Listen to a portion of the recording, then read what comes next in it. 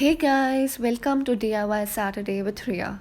As I've already mentioned it quite a few times that I don't sleep on time and I'm a legit night owl. So I get these dark circles which do make me look like a panda. And the concealer and foundation don't help me that much. So what do we do now?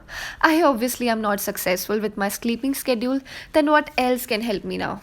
Bio oil and almond oil to the rescue. Both the oils can help lighten the dark circles and reduce under eye puffiness because of its anti inflammatory and antioxidant properties.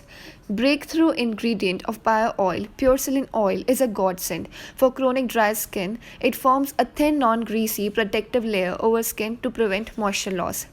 Bio oil and almond oil fades fine lines and wrinkles thanks to the combination of vitamins that boost cell turnover and nourishes deep layers of skin.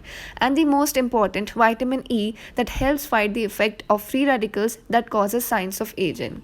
I mix all the ingredients and put them in a reusable roll-on bottle and apply it on my dark circles, my eyelashes, and even on my eyebrows. Certainly won't forget to apply some on my lips. So, even if you have stayed up all the night and still want to take care of your skin, don't forget to apply these magical products. I'll see you next time. Bye.